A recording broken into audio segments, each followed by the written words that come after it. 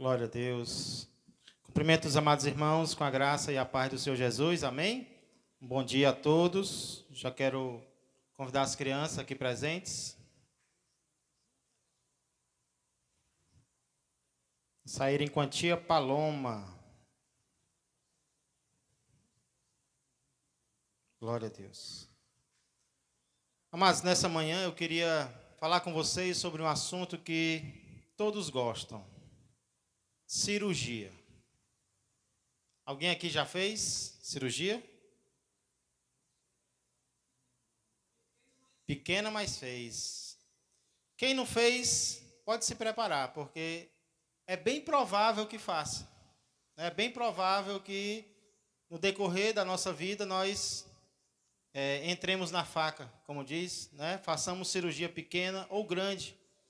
Por quê? Porque é muito comum os médicos prescreverem operações. É muito comum os médicos prescreverem cirurgias, especialmente para tirar algo ruim que se encontra dentro de nós, para remover, para extrair algo que pode nos fazer um mal maior. E é sobre isso que eu quero falar hoje, porque no passado, Deus também prescreveu uma cirurgia para o seu povo.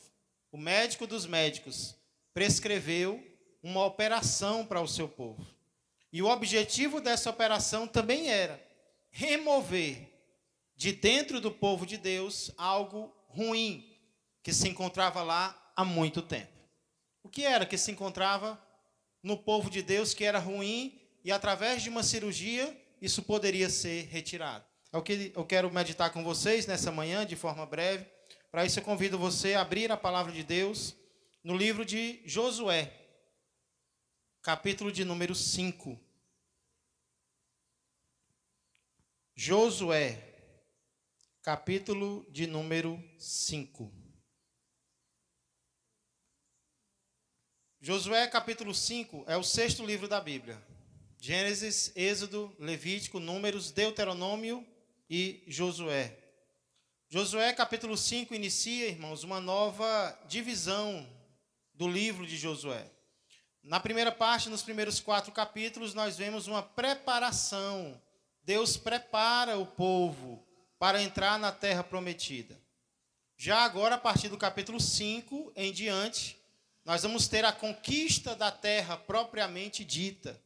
A partir de agora, do capítulo 5 em diante, o povo vai realmente começar a conquistar a terra. Tanto é que no capítulo 6, nós já encontramos a conquista de Jericó, que é a primeira cidade que é conquistada ali pelo povo de Deus na terra prometida. Se Deus quiser, nos próximos domingos pela manhã, nós vamos lutar com Josué, derrotar Jericó com Josué. Né? Vem com Josué lutar em Jericó. Então, vai se preparando aí que nos próximos domingos nós vamos meditar sobre isso. E aqui, essa nova divisão, essa nova sessão de Josué, ela inicia com Deus falando sobre uma cirurgia. A cirurgia sobre a qual vai falar aqui nos primeiros 9 versículos é a tão conhecida circuncisão. Circuncisão era uma cirurgia para homens, para meninos. Por quê? Porque ela consistia na remoção de uma parte da pele do órgão reprodutor masculino. Estou falando bem cientificamente, né? Uma parte da pele, o prepúcio, do órgão reprodutor masculino aos 8 dias de idade. Ninguém lembra disso, nem o judeu lembrava, porque essa cirurgia acontecia quando ele tinha 8 dias de nascido, né? E era feito com pedra, antigamente, uma pedra bem amolada, pedra de obsidiana. E aí, aqui, Deus, hoje em dia, inclusive, ela ainda existe, essa cirurgia, e ela é conhecida pelo nome, quem sabe? Fimose, é a famosa fimose, né? Existe ainda hoje e é feita principalmente por motivos higiênicos. Algumas crianças precisam, e adultos até, eu tenho ouvido falar de precisarem fazer essa cirurgia ainda hoje. Então, queremos ver um pouco o que esses 9 versículos falam sobre essa operação e o que isso pode nos ensinar de lição para as nossas vidas. Primeira coisa que nós vemos aqui é a época na qual essa cirurgia seria feita. Olha o verso de número 1. Josué capítulo 5, verso 1, diz assim: Sucedeu que, ouvindo todos os reis dos amorreus, que habitavam deste lado do Jordão ao ocidente, e todos os reis dos cananeus, que estavam ao pé do mar, que o Senhor tinha secado as águas do Jordão, de diante dos filhos de Israel, até que passamos, desmaiou-se-lhes o coração. Está falando de homem aqui, viu? Desmaiou-se-lhes o coração, e não houve mais alento neles, por causa dos filhos de Israel. Deixa eu ler novamente. Sucedeu que, ouvindo todos os reis dos amorreus que habitavam deste lado do Jordão, ao ocidente, e todos os reis dos cananeus que estavam ao pé do mar, que o Senhor tinha secado as águas do Jordão, de diante dos filhos de Israel, até que passamos, desmaiou-se-lhes o coração, e não houve mais alento neles, por causa dos filhos de Israel. Pai amado e Pai querido, mais uma vez, Senhor, nós queremos agradecer-te pela tua palavra, também pela oportunidade que temos, Senhor, de estarmos te cultuando aqui, te adorando livremente, Pai. Que o nosso coração dê sempre valor, Senhor, a momentos como este. Não que devamos adorar o Senhor apenas quando estivermos juntos. Devemos adorar em todos os momentos, Pai. Mas os momentos nos quais nós nos reunimos são momentos especiais. São momentos, Pai, consagrados, reservados para recebermos algo da tua parte. E é o que nós esperamos, Senhor, nesta manhã, que o Senhor continue, assim como o Senhor já nos abençoou, por meio das orações, por meio dos cânticos, agora nos abençoa, Pai, nos fortalece, nos dirige por meio da tua santa palavra, na qual nós vamos meditar agora. Não, Senhor, com a nossa própria capacidade, mas na capacidade que vem do Espírito. Pois é no nome do Senhor Jesus que eu peço e já agradeço. Amém e amém. Glória a Deus. Irmãos, aqui nós vemos que, como consequência do milagre das águas do Rio Jordão secarem, o povo daquela região todo ficou amedrontado, ficou com medo. E é interessante as palavras que Josué, o escritor desse livro, usa para falar sobre o medo daquelas pessoas. Ele diz que desmaiou-se-lhes o coração e não houve mais alento neles. Quando eles souberam que a água do Jordão drenou, a coragem deles drenou também, né? Acabou. Eles ficaram com medo do povo de Deus. Que Deus é esse que faz um milagre tão grande pelo seu povo? Que vai ser de nós, né? Eles pensaram, ficaram com medo do povo de Israel. E não apenas alguns ficaram com medo, porque aqui diz que todos os reis dos amorreus, os amorreus eram os que habitavam principalmente nas colinas, nas montanhas. Mas não apenas eles, todos os reis dos cananeus. Os cananeus habitavam mais no litoral, perto do mar. Então, tanto os reis das montanhas, quanto os reis do litoral, ficaram sabendo do milagre que Deus fez no capítulo anterior, que o Rio Jordão secou para o povo passar, e eles ficaram desmaiados de medo. Não tinha mais alento, não tinha mais coragem para eles por causa daquilo. E qual é a importância disso, irmãos, no decorrer dessa passagem? Porque o texto começa falando sobre o medo dos inimigos do povo de Deus. Ora, toda cirurgia, ela tem o pós-operatório, né?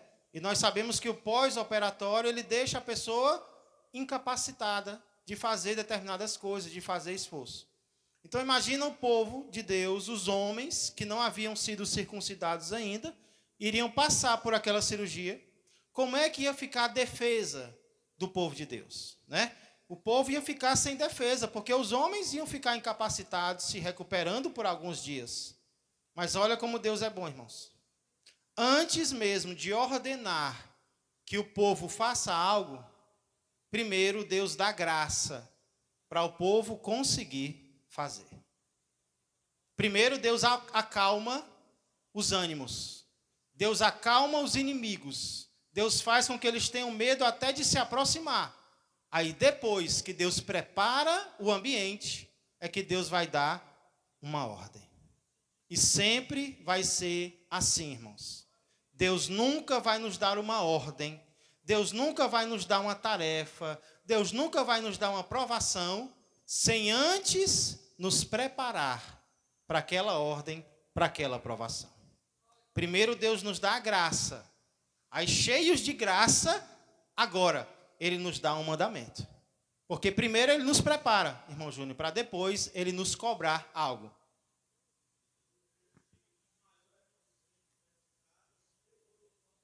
Exatamente. Ficou um tempo de admiração, de surpresa em relação a tudo aquilo. Tanto é que depois, no capítulo 9, o medo deles vai fazer com que eles avancem para o povo de Deus. Mas aqui não. O Deus dá um medo, Deus sabe até o sentimento que vai dar para alguém. Ele dá um medo que faz com que eles recuem e fiquem como fora de si, desmaiados mesmo, sem ânimo para enfrentar o povo de Deus. Por quê? Porque Deus ia exigir algo do povo de Deus que precisava de sossego, que precisava de calma, que precisava que os inimigos estivessem longe dele. 1 Coríntios 10 e 13 diz o que, irmãos? Não vos sobreveio tentação que não fosse humana, mas Deus é fiel e não permitirá que sejais tentados além das vossas forças. Pelo contrário, juntamente com a tentação, vos proverá livramento, de sorte que a possais suportar. Então Deus sabe o que nós conseguimos e o que nós não conseguimos. E Ele só vai mandar aquilo que nós pudermos suportar. Nesses dias a irmã Ormísia estava me compartilhando da surpresa que ela estava com ela mesma. Com a força que ela estava sentindo, mesmo com a partida da mãe. E por que ela estava surpresa? Porque sempre que ela pensava na partida da mãe dela, ela pensava, eu não vou conseguir. Eu não vou superar. Se um dia a minha mãe partir, eu não vou ficar bem. Mas, irmãos, quando a mãe dela, chegou o momento da mãe dela partir, algumas semanas atrás, a Ormísia estava forte, a Ormísia estava preparada, a Ormísia estava bem. Então, Deus nos conhece mais do que nós mesmos. Às vezes nós achamos que estamos fortes, né, Pedro? Vocês me negarão. Pedro disse, eu? Se todo mundo negar, eu não nego não, Senhor. Às vezes nós achamos que estamos mais fortes do que estamos. E aí vem a rasteira, vem a queda, que a poeira sobe. Outras vezes é o contrário. Nós achamos que temos menos força do que nós realmente temos. E Deus sabe a força que nós temos. É por isso que Ele nos dá as tarefas, porque Ele vê a força que nós possuímos. Não, mas eu não vou conseguir, não, mas eu não posso. Você acha que não pode, mas Deus sabe que você pode. Porque Ele te vê melhor do que você mesmo. Deus nos enxerga, irmãos, melhor do que nós mesmos nos enxergamos. Então, o que Ele mandar, amém, Senhor. Eis-me aqui. Estou aqui para aceitar mesmo a Tua vontade na minha vida. Amém? Então, essa é a época na qual tudo acontece. Aí vem a ordem. Depois que teve esse detalhe do sentimento dos povos ao redor, vem finalmente a ordem no verso 2. Naquele tempo disse o Senhor a Josué, faze facas de pederneira e passa de novo a circuncidar os filhos de Israel. Duas ordens, faze facas de pederneira. Por que de pederneira, irmãos? Por que faca de pedra? Será que aqui ainda era a época da pedra lascada, né? Depois da pedra lascada vai ter a época do metal. Na história, os historiadores dizem que primeiro as pessoas caçavam com pedras amoladas. Depois que eles inventaram o metal, construíram espadas e tudo. Aqui ainda era a época da pedra? Não. Pedra de pederneira, talvez, era para lembrar o povo de que essa ordem não era uma ordem nova. Era uma ordem do tempo de Abraão. Uma ordem que Deus deu lá em Gênesis, primeiro livro da Bíblia, capítulo 17. Deus disse a Abraão, vou fazer uma aliança contigo. E a demonstração da aliança vai ser uma cirurgia que tanto você vai fazer, como todos os do sexo masculino que estão na sua casa. Ou seja, é uma marca, é um sinal, é que nem a aliança nos comprometidos, né? Chega, brilha, alguém vê, olha, ali tem uma aliança daquela pessoa com alguém. Era a marca física do povo de Deus, de que eles tinham uma aliança com Deus. E na época de Abraão era com pedra. Aí Deus agora, de propósito, manda que eles façam com pedra de pederneira, que era uma pedra bem amolada e era mais indicada realmente. Para a cirurgia era a melhor que tinha, para evitar algumas consequências na pele do povo de Deus. Então, Deus diz, olha, a primeira coisa que você vai fazer é facas de pederneira. E a segunda, passa de novo a circuncidar os filhos de Israel. Aí algumas pessoas leem esse de novo aqui, então, a pessoa fez a cirurgia uma vez, agora vai ter que refazer, né? Eita, rapaz. Não, de novo aqui não é em quem já tinha feito. Porque a circuncisão era que nem o batismo. Uma vez basta. Às vezes pessoas de outras igrejas vêm para cá ou vão para outras igrejas e querem ser rebatizadas. Não precisa. Se entendeu a primeira vez, basta, não importa onde foi. Se entendeu o que é o batismo, pronto, é uma vez para sempre. Ceia não, que é de vez em quando. Mas o batismo é só um. A não ser que não tenha entendido. Não, me obrigaram, eu era muito criança, eu era recém-nascido. Aí sim, aí é bom ser batizado novamente. Circuncisão era do mesmo jeito, bastava uma. Então, o que Deus está mandando Josué fazer aqui não é circuncidar de novo os que já eram. É ter um novo período de circuncisão. Porque no passado já tinha tido um período em que todos tinham sido circuncidados. Agora Deus diz, olha, prepara um novo período, Josué. Uma renovação de circuncisão aí em quem ainda não teve essa obediência, essa operação, né? O que eu sei, irmãos, é que com certeza ia doer. Com certeza ia doer. Toda operação, ela causa um certo temor na gente, né? Causa um certo medo. Pode ser extração de dente. Você já fica assim preocupado, mas se acontecer algo, se faltar água, e aí se eu levar um choque, você já fica com medo. Imagina a cirurgia mesmo no corpo. Mas perceba que muitas vezes, creio que todas as vezes, as ordens de Deus, elas vão envolver sacrifícios. As ordens que Deus nos dá, elas não são fáceis. Elas sempre vão envolver algo difícil, algo ruim, uma experiência que a gente não gostaria de passar. Faz parte. Primeiro Deus dá a graça, mas depois Ele exige algo. Ele cobra algo. Então ia doer. O povo ia ficar incapacitado por alguns dias. E aí vem a decisão. Obedecer ou não? O caminho fácil ou o caminho difícil? O que Josué faz, irmãos? Verso de número 3. Então, Josué fez para si facas de pederneira e circuncidou os filhos de Israel em Gibeate Aralote. O que Josué faz? Ele obedece. Por mais difícil que fosse para um general, porque Josué era um general, era um homem prático. Por mais difícil que fosse, ele ouviu uma ordem e ele obedece a ordem. Primeira coisa que ele faz é fabricar as facas, como Deus mandou. E depois ele passa de novo a circuncidar os filhos de Israel.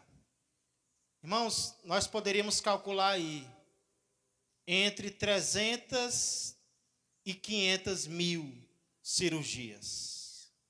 Era mais ou menos esse o número de homens, talvez mais, talvez menos, que precisavam, que não tinham sido circuncidados ainda, por incrível que pareça. E tantas circuncisões foram feitas, irmãos, que o nome daquele lugar passou a se chamar o quê? Como é o nome aí? Verso 3?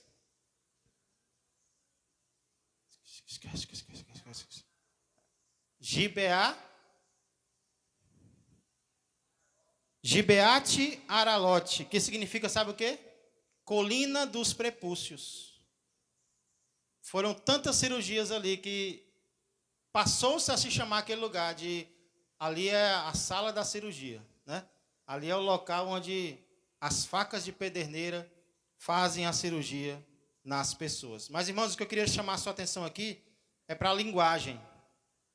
A linguagem semelhante entre a ordem que Deus dá e a obediência de Josué.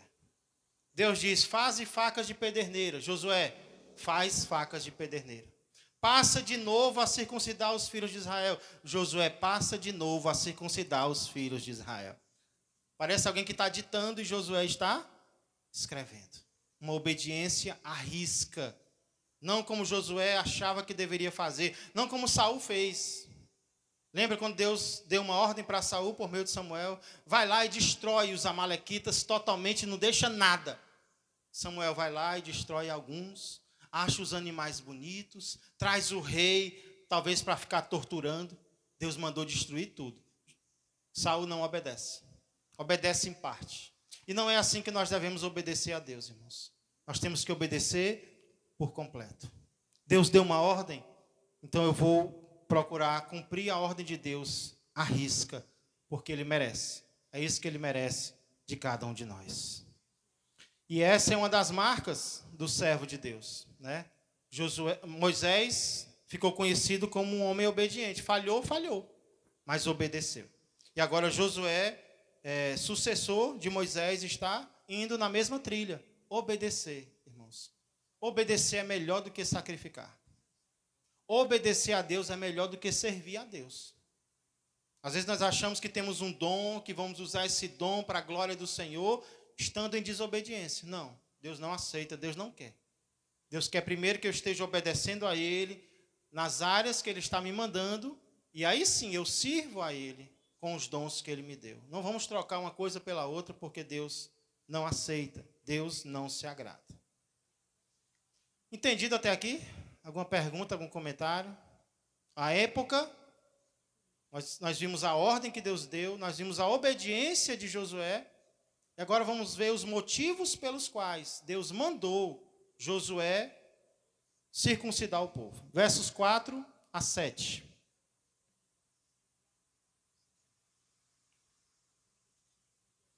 Foi esta a razão, olha a explicação. Mas por que agora, antes de entrar na terra, Deus manda o povo fazer isso, né? Verso 4.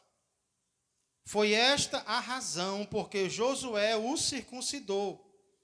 Todo o povo que tinha saído do Egito, os homens, todos os homens de guerra, eram já mortos no deserto pelo caminho. Nós conhecemos essa história.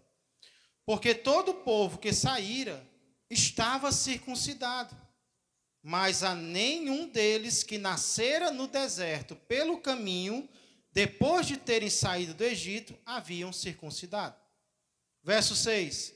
Porque 40 anos andaram os filhos de Israel pelo deserto, até se acabar toda a gente dos homens de guerra que saíram do Egito, que não obedeceram, olha a importância de obedecer, à voz do Senhor, aos quais o Senhor tinha jurado, que eles não havia de deixar ver a terra que o Senhor, sob juramento, prometeu dar a seus pais, terra que mana leite e mel. Porém, verso 7, em seu lugar, pôs a seus filhos, a estes Josué circuncidou, porquanto estavam incircuncisos, porque os não circuncidaram no caminho. Por que o povo precisava ser circuncidado agora?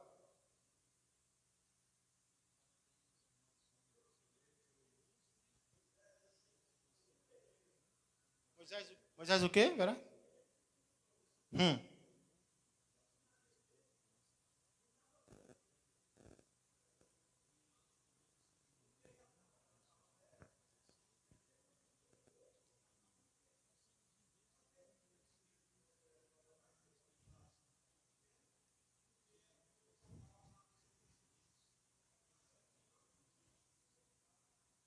Aham.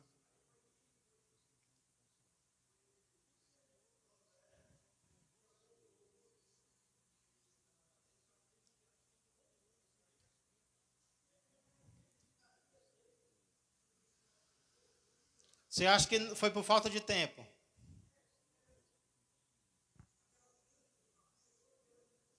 Aham.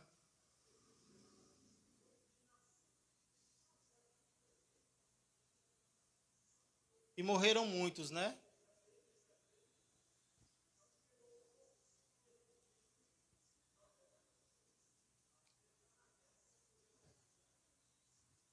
Amém.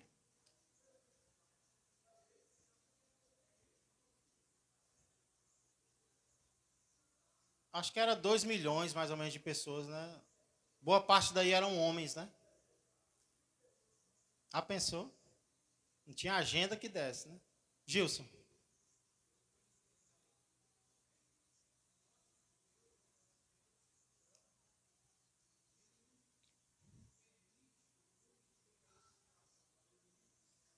Exatamente. É.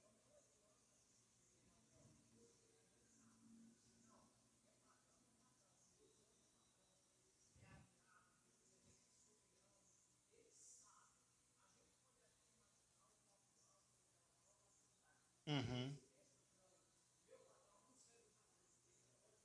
É verdade. Não sou eu que vou ensinar a Deus o que é para fazer, Ele que vai me ensinar, né? O ISO 9001 é dele, né? Não é meu. Irmãos, Josué começa dizendo, provavelmente aqui é Josué que está explicando, né? Por que, que o povo foi circuncidado. E ele começa dizendo que toda a velha geração tinha morrido no deserto. Isso nós vemos lá nos livros anteriores, né? Livro de Números, muita gente morre no deserto por causa da obediência, né? E aí,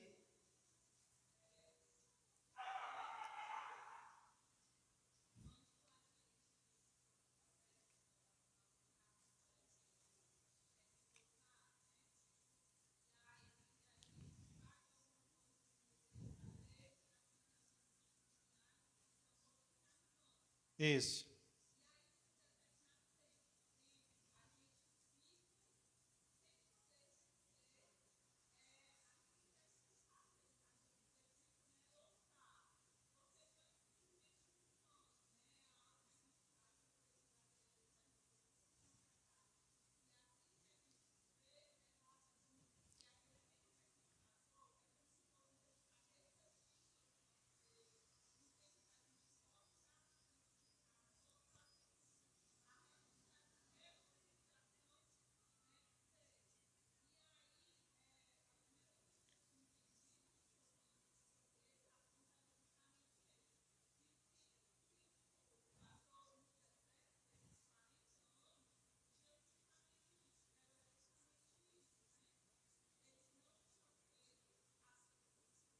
Circuncisão.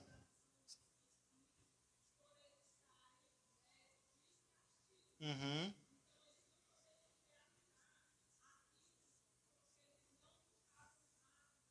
Entendi. Entendi, Samara. Inclusive, alguns estudiosos pensam exatamente assim, né? Que realmente a circuncisão ela não foi feita durante o tempo no deserto, porque eles não estavam aptos. Então é como se o próprio Deus tivesse tirado essa, esse privilégio deles de circuncidarem os filhos. Alguns estudiosos pensam assim, Samara, viu? Você está indo de acordo com alguns estudiosos. Parabéns. Mas, irmãos, vamos entender o que está dizendo realmente aqui, né? Primeiro, ele diz que toda geração havia morrido no deserto.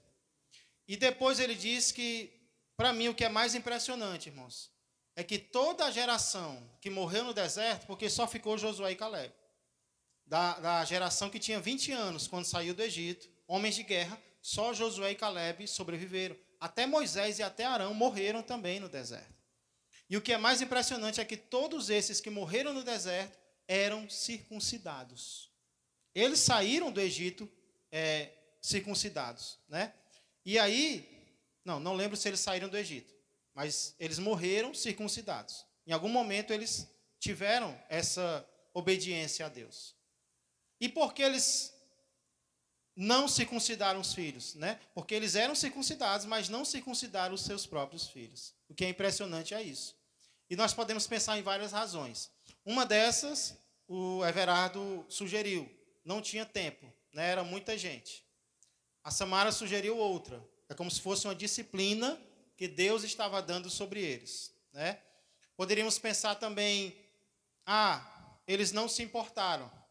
Porque às vezes, irmãos, nós temos essa tendência de querer algumas coisas para nós e não se importar de trazer aquilo para os nossos filhos. Por exemplo, alguém pode fazer o seu devocional, pode ler a sua Bíblia, mas não se importa de incentivar os filhos a lerem a Bíblia. Tem pais que vêm para a igreja, mas não se importa de trazer os filhos para a igreja, né? Como uma vez eu ouvi na parada de ônibus, que já era o contrário, né? A mulher dizia, eu queria muito que meu filho aceitasse Jesus, seguisse a lei dos crentes. Aí a mulher olhou para ele e perguntou, e tu? Ela disse, eu não, mas eu queria muito que ele fosse, né? Então tem pai que quer algo para o filho que não quer para si. E tem pai que quer algo para si e muitas vezes não quer para o filho. Então pode ser uma razão também, porque eles não circuncidaram os próprios filhos. Ou talvez alguns pais quiseram poupar, né? Não, vai doer muito o bichinho, vai chorar, né?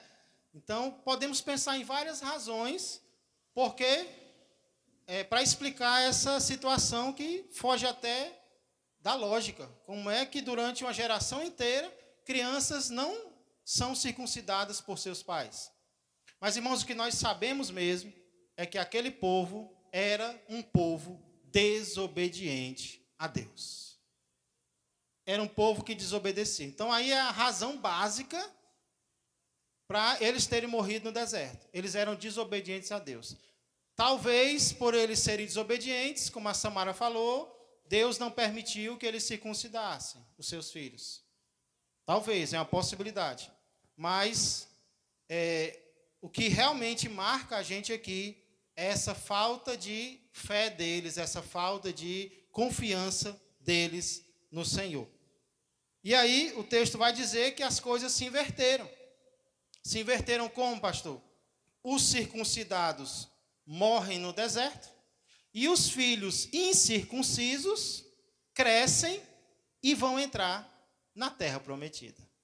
Olha como é que Deus faz as coisas, né? E que lições nós podemos aprender aqui, irmãos? Primeiro, a insuficiência da circuncisão carnal. Quem foi que morreu no deserto? A velha geração, que era o quê? Circuncisa. Tinha sido circuncidada? Tinha. E morreu no deserto. O que é que isso nos ensina sobre coisas exteriores que nós fazemos para Deus? Elas são insuficientes para nos salvar. Não que elas sejam erradas. Vou dar um exemplo. O batismo. O batismo é algo externo que nós fazemos, né? Nós molhamos o corpo. É algo ordenado por Deus, o batismo? Sim ou não? Sim. Mas o batismo sozinho me salva?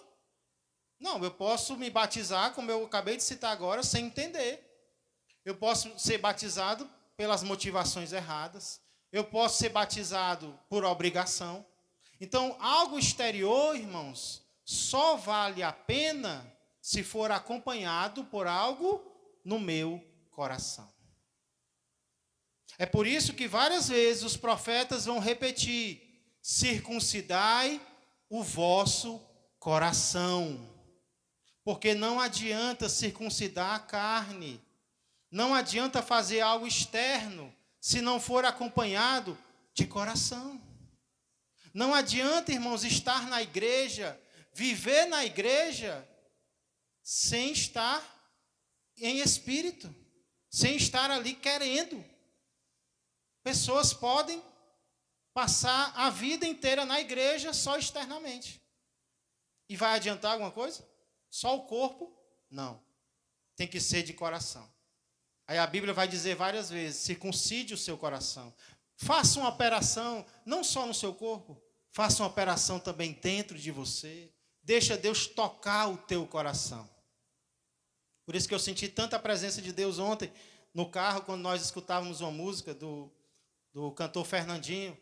E aí eu não sei exatamente como diz, eu sou melhor cantando do que mesmo dizendo, né? E aí ele diz: se o Senhor tocar meus olhos, eles o quê? Eles contemplarão a tua face. Se o Senhor tocar meus lábios, eles serão purificados. Se o Senhor tocar meus pés, eles correrão para ti. Se o Senhor tocar o meu coração, eu serei totalmente teu. Então essa deve ser a nossa oração. Senhor, toca o meu coração. Eu quero fazer as tuas coisas não só por fora, não só exteriormente. Eu quero fazer de coração, Pai. Porque é isso que vai agradar a Deus. Uma geração circuncidada morreu no deserto. Uma geração incircuncisa vai ser circuncidada agora para entrar na terra prometida. Então, outra lição que nós podemos tirar aqui é que muitas vezes, por misericórdia, Deus vai levantar alguém para fazer pelos nossos filhos aquilo que nós não fizemos. Os pais dessa nova geração não cumpriram a obrigação dele, nós não sabemos por quê. Por incredulidade, por falta de tempo, porque Deus não permitiu, mas eles não fizeram. Aí agora Deus levanta alguém, Josué, para fazer por eles o que o pai deles, os pais deles não fizeram. Irmãos, muitas vezes vai ser assim na nossa vida. Algo que nós não vamos fazer com os nossos filhos de bom, Deus, por misericórdia, vai levantar alguém para fazer. Talvez para ensinar a Bíblia para eles. Talvez para disciplinar. Mas saiba de uma coisa. Deus vai cobrar de quem não fez. Alguém vai fazer por nós, por misericórdia Deus pode. Mas pensa que vai ficar sem cobrança? Vai não. Ele vai cobrar de nós, como o povo caiu no deserto. Como castigo pela sua desobediência. Então vamos fazer as coisas não apenas exteriormente, mas também de coração. Para concluir, o texto mostra os resultados da circuncisão. Versos 8 e 9. Tendo sido circuncidada, verso 8, toda a nação ficaram no seu lugar, no arraial, até que sararam. Verso 9, disse mais o Senhor a Josué: hoje removi de vós o opróbrio do Egito, pelo que o nome daquele lugar se chamou Gilgal, até o dia de hoje. Qual é o primeiro resultado da circuncisão? Primeiro resultado da circuncisão é perda. Eles perdem. Por quê? Porque eles têm que ficar parados até sararem. Toda obediência, ela vai tirar algo de nós. Toda obediência envolve uma perda. Perda da nossa vontade, perda do nosso comodismo, perda do nosso conforto, perda do nosso costume. Toda obediência tem uma perda. Eles tiveram que ficar parados. Obedeceram, obedeceram. Agora fica aí parado. Só vamos sair daqui quando vocês sararem. Eita, perda. Aparentemente perda de tempo, né? Quando a gente obedecer, a gente vai perder amizades. A gente pode perder bens materiais. A gente pode perder um emprego. A gente pode perder um prestígio. A gente pode perder um monte de coisa obedecendo a Deus, não pode? Sim ou não? Jesus fala muito sobre isso. Jesus diz: quem quer vir após mim, a si mesmo se negue, tome a sua cruz e me siga. Se você não quer perder, meu filho, não venha me seguir, não. É o que Jesus está dizendo. Se você quer continuar como está, então fique onde está. Porque seguir Jesus vai ter perda. Vai ter perda. Só que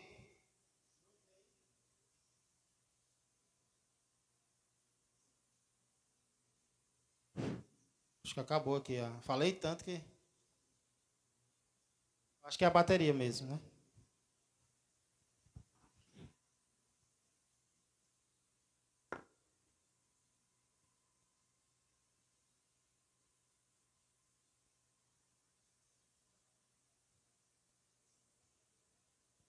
Oi. Olha, perde até a bateria. Porém, irmãos, não apenas nós perdemos. também nós vemos ganho. E aí, no verso 9, o verso final diz: hoje removi de vós o opróbrio do Egito, pelo que o nome daquele lugar se chamou Gilgal, até o dia de hoje. O povo perdeu algo obedecendo. Perdeu. Perdeu tempo. Gastou, não perdeu, né? Às vezes a gente perde coisas que é melhor perder mesmo, obedecendo a Deus. Mas aí, no final, diz o que eles ganharam. Diz o que Deus fez por eles.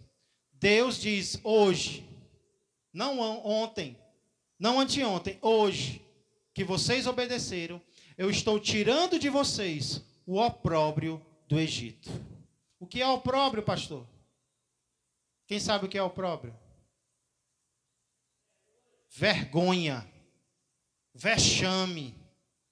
Deus diz: hoje eu estou tirando o vexame de vocês. Hoje eu estou tirando a vergonha que vocês passaram. De qual vergonha Deus está falando? É bem provável que Deus esteja falando sobre a vergonha da desobediência do povo dele. Desobediência no deserto, incredulidade, pela qual o povo precisou ficar vagueando 38 anos. Agora imagina, você sair do Egito para ficar no deserto. O que os egípcios faziam com o povo de Deus durante esse tempo? Chacota, zombavam. Olha aí onde é que esse povo está. Diz que ia para uma terra prometida, estão no deserto aí sofrendo. Foi bom ter saído do Egito? Zombaria, vexame, vergonha. Aí Deus diz: hoje, porque vocês obedeceram, eu vou calar a boca dos egípcios. Eu vou calar a boca dos que zombaram de vocês. Eu vou tirar o vexame, a vergonha que vocês passaram por causa dos egípcios. Irmãos, trazendo isso para os nossos dias, alguns judeus dos tempos de Paulo queriam ensinar que os gentios precisavam ser circuncidados para serem salvos. Como se nós tivéssemos que imitar o povo do Antigo Testamento. Só que foi definido, foi decidido que nós não precisamos de circuncisão para sermos salvos. Nós somos salvos pela fé em Jesus Cristo. Se os judeus quiserem continuar sendo circuncidados, eles que continuem. Nós não somos obrigados a nada. Não é para os dias de hoje, para nós, isso aqui. Porém, aqui tem uma lição que ainda é para nós. E qual é a lição? Quando nós obedecemos a Deus, Ele tira a nossa vergonha. Quando nós obedecemos a Deus, Ele transforma a nossa reputação perante a sociedade. Ele muda o que as pessoas diziam a nosso respeito. Começa a obedecer, que o próprio Deus vai lá no coração das pessoas e vai tirar delas a zombaria que eles faziam em relação a nós. Toda vez que nós obedecemos, irmãos, Deus faz algo por nós. Deus tira algo ruim em relação a nós. Às vezes que está no coração dos outros. Talvez você fique chateado, fulano falou de mim, fulano ainda fala de mim. Não se preocupa. Obedece a Deus, que o próprio Deus vai tirar essa vergonha da sua vida, do seu coração. Um grande exemplo disso no Novo Testamento é aquele endemoniado Gerazeno. O homem tinha uma fama terrível. E com razão, porque ele destruía coisas. As pessoas acorrentavam ele, ele quebrava as correntes. Porque não tinha só um demônio dentro dele, tinha uma legião de demônios. Imagina a fama daquele homem perante a sua família, perante a sociedade. Jesus vem e os demônios se prostram perante Jesus. Jesus expulsa os demônios. E aí aquele homem agora está sentado, bem vestido, em perfeito juízo.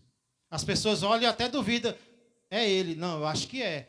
Parece, eu não sei se é, de tão diferente que ele está.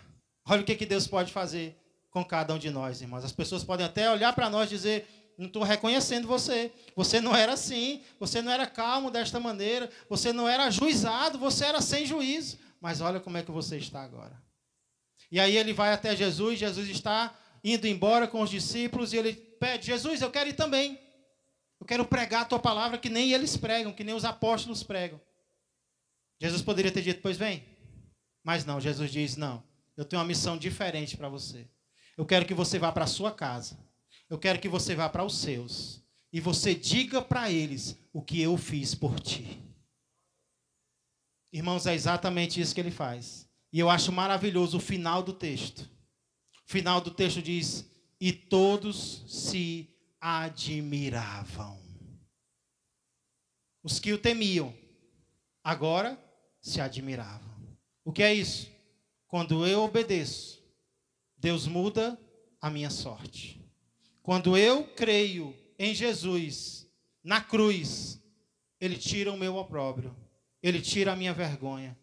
Os demônios me dominavam. O pecado era meu senhor. Mas agora que eu crio em Jesus e obedeço a Jesus, Ele muda a minha reputação. Ele muda a minha história. Ele muda a maneira como as pessoas me veem. Obedeça ao Senhor. Ele tem recompensas grandiosas para mim e para você. Amém? Vamos orar. Senhor Deus e amado Pai, eu quero neste momento agradecer, Senhor, pela Tua palavra, que é viva e eficaz, Pai. E é dela que nós dependemos para viver. Porque nem só de pão viverá o homem, mas de toda palavra que procede da boca do Senhor. Senhor, hoje nós aprendemos que algumas vezes, aliás, muitas vezes, o Senhor nos dará ordens, mandamentos, tarefas, provações difíceis. Porém, antes disso, o Senhor já nos deu graça para superá-las e para suportá-las.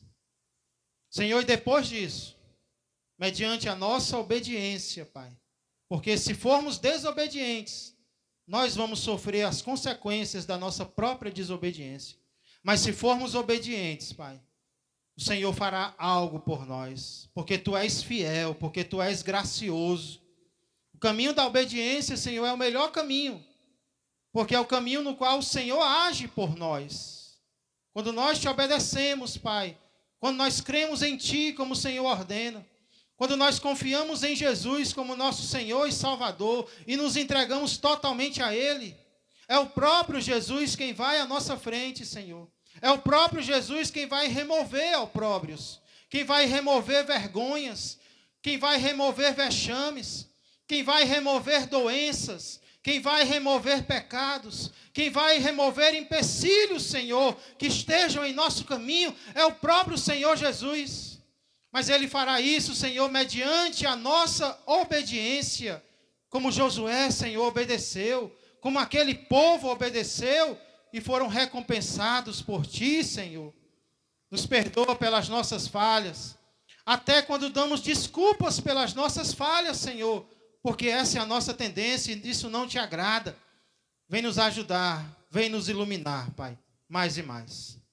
Quero neste momento também, Senhor, interceder pela família da Tua serva, Leidiane, Senhor, que nesta madrugada perdeu a sua mãe. Pai, quero pedir que o Senhor conforte o coração dela, como eu sei que o Senhor já está fazendo, e de toda a sua família, Pai. E que através de tudo isso, Teu nome seja honrado e glorificado, pois é no nome de Jesus que eu peço e já agradeço. Amém, amém e amém. Glória a Deus.